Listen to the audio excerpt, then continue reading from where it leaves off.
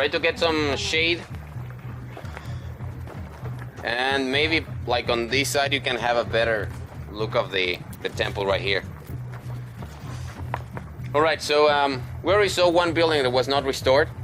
And what we have in front of us, this is not just it. We have a whole complex of building here, including obviously the one we saw back there was not restored, including this one. That this temple, on its back, it keeps on going to the back for about 400 meters or about 1,300 feet. Different buildings for different uses. We have two more buildings behind that jungle. We have another one on that side. And where we're standing, there's pretty much nothing. So if we were to have an aerial view of this, we would have pretty much like a square, like any square in the towns today. The city would spread out from here. Now this is a ceremonial plaza just because the fact that of this is a temple. Now what we have here, even though what you see was built somewhere between the 1350, almost when it was going to be abandoned, what we have here is not really what we get. This is like the Russian dolls. If you were to take apart the building that you see, you would have a smaller one inside. You take that one apart and perhaps you have another one smaller inside. These are called stages of construction, and it's pretty much because of the Maya used to overbuild. They change governments, the new ruler comes in, he wants to do something bigger or better, and just like the presidents today, he cannot build temples wherever he wants. Some places were sacred for the Maya, and they could not destroy the temple. So what they would do is build on top of the other existing temples, giving way to what we have right now. So this actually was most likely the main temple in the early days of the city, and then they kept on growing and growing until they built a big one. And this building that we see right now was built almost towards the abandoning of the city as well.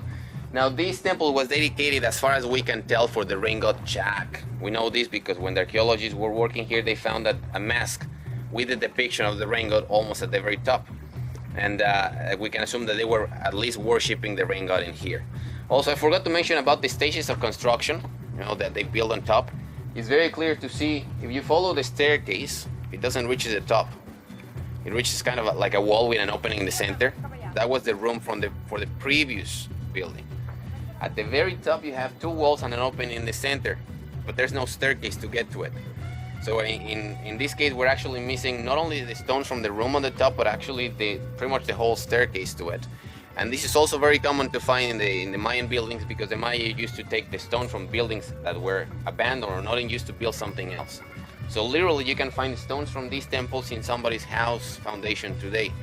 So in this case, we're missing the whole staircase almost. And on the left hand side, on the second level, you will see, when you get close, a vertical cut on the staircase and a square hole next to it. These are pretty much like windows, allowing us to see what's inside the building, done and left on purpose by the archaeologists. So you're climbing on the staircase, you see the vertical cut, it shows another staircase underneath. That is, again, another stage of construction. Or the square hole next to it, that would be falling into a chamber. This chamber, it's also from the previous building.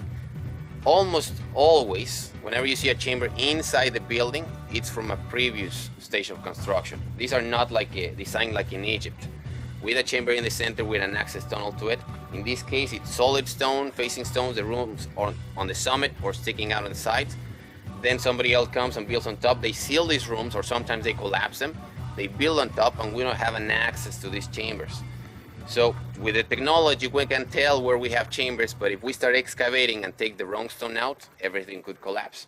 So in this case, you have a chamber that you can see from the outside. On the very left, you have a corridor that leads to 3 doors.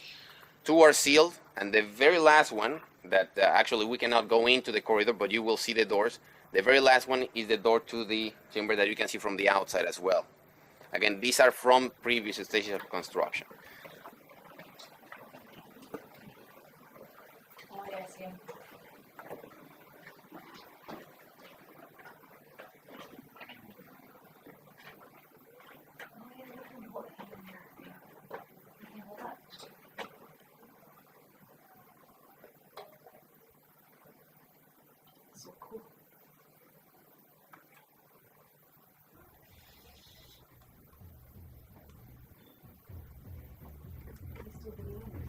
On this side, we have a lower construction.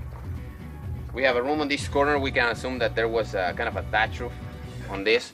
a wall stretching out to the other side, columns on the front, so we can assume that there was also an arch or a thatch roof in between two, like a corridor, and two more rooms on the other side, one on the front, one on the back, with a little courtyard behind it.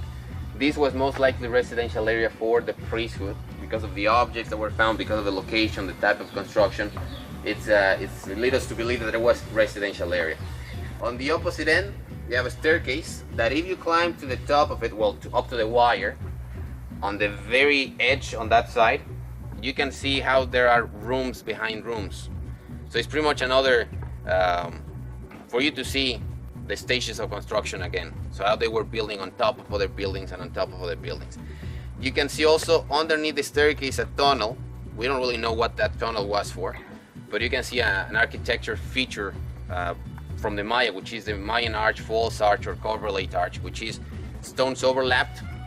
And even though it looks like a Roman arch, you take what looks like a keystone, nothing happens. All the weight relies on the overlapped stones. So you can see that too.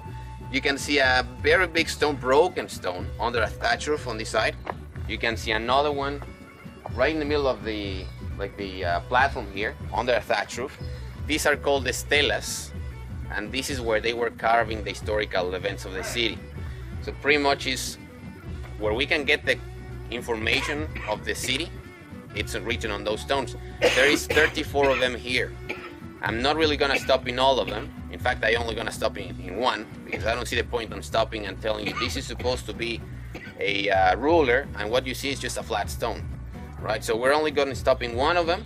Every single time, however, you see a big stone under a thatch roof, that was another, let's tell them, newspapers, right? With information of the cities, right? We okay?